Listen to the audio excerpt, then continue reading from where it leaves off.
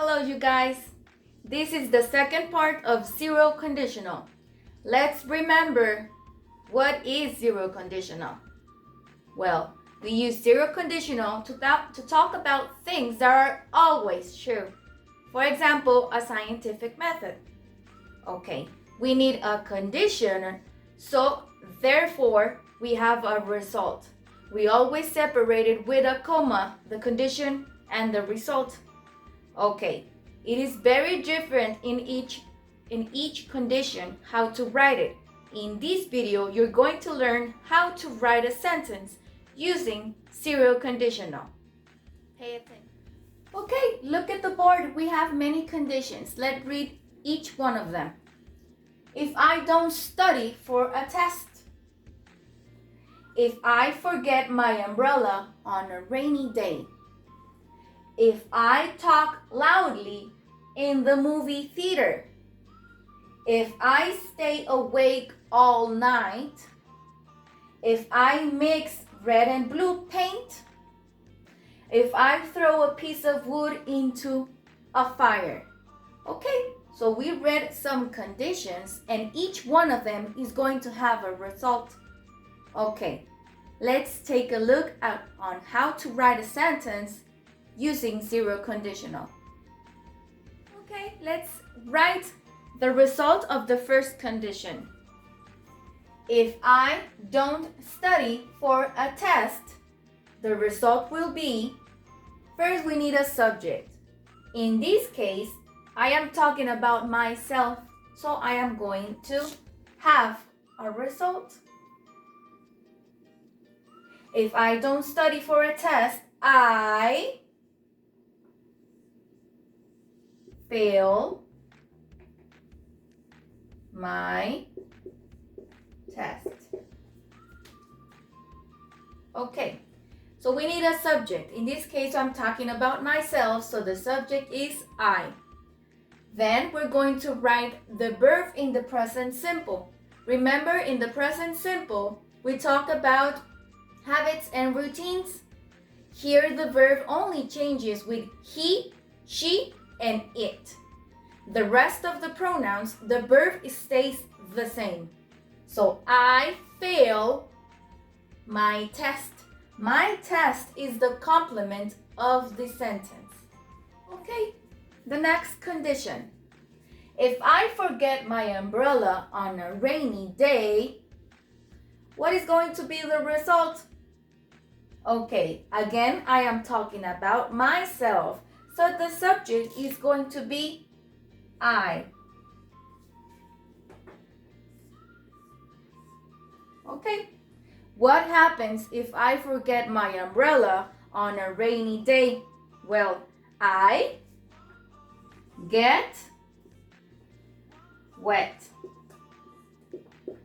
This is the result of the condition. Okay? See that the verb doesn't change. I don't add an S because the subject is not he, she, or it. The next condition says, if I talk loudly in the movie theater. Okay, in this case, the result is going to be different. What would it happen if I talk loudly in a movie theater? Okay, so we all know that people get mad. People may throw popcorn at you. So here the subject is going to be different. The result is that people get mad. Okay? The verb is get. People get mad if I talk loudly in the movie theater. Condition says, if I stay awake all night. Okay, what do you think is going to happen if I stay awake all night? I am sleepy all day.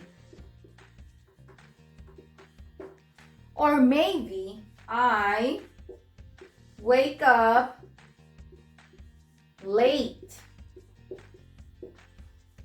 Okay, can you think of another result? Remember that the verb only changes with he, she, and it. Here we're talking about I, so the verb doesn't change. You're going to use the verb in base form. Okay, let's take a look at the last condition.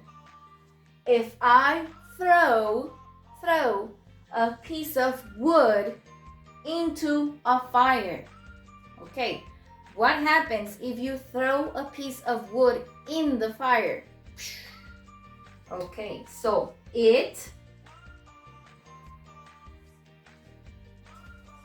burns. Okay, look at this.